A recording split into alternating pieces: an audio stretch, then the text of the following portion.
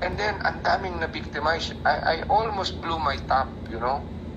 Kasi, ang daming nakikinabang na mga walang hiya ron nakapaligid sa POE.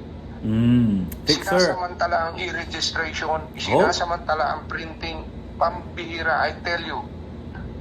Maraming hindi nakakaalam yan. But I'm telling you, pumunta ako personal talaga sa galit ko. Kasi, you know, hindi ko papabayaan na merong mangyayaring ganyan right before my eyes.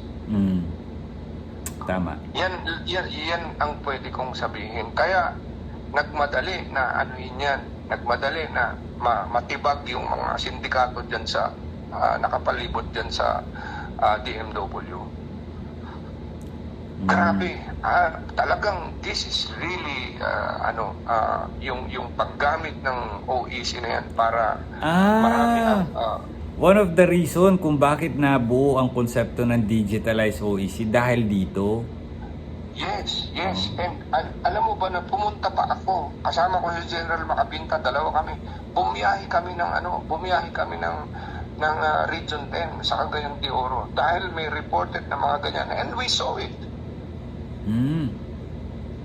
Pati yung alam mo ba na yung mandatory insurance na ipinatigil na ni Secretary Ople pag-upo. Yung notices na supposed to be binakalas nila ron sa harap ng office ng POEA doon sa branch sa Cagayan de Oro. Hindi nila inalis. Tinuturo yun doon sa mga nag-a-apply para magpa-insure pa rin. Pera para na? Makakuha ng OEC. Dami talaga.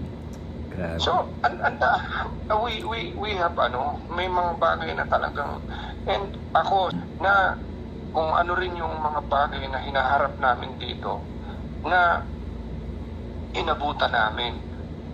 At ako talagang sa galit ko,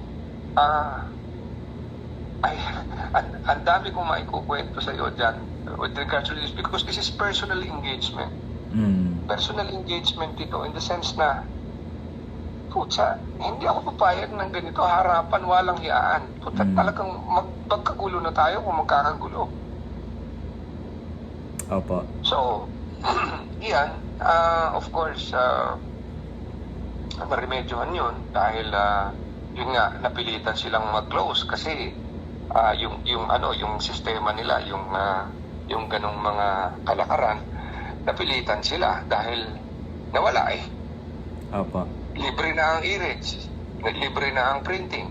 Kasi nagpagawa kami nila Charles, nagpaano talaga ako doon sa loob ng DMW na andi diyan yung printer, andi diyan yung mga mag-a-assist para doon sa nakalimutan yung password, nakalimutan yung username. Dati binabanatan sila ng diyan na magpapa-assist yung mga parang mga computer shops. Kaya naglipa na yan doon sa gilid ng DMW, di ba? It's because a lot of money is being and not only in DMW but even on the regional offices. Yung sa Pampanga ganun din. Kasi si Resty, nag-report siya sa akin. Kilala mo si Resty, yung Vice Mayor ng Candaba? Opo. Si Vice Mayor, yes. Si Vice Mayor, yeah. Pumunta sa akin yan. At ibinidyo niya. Sabi ko, ibidyo mo.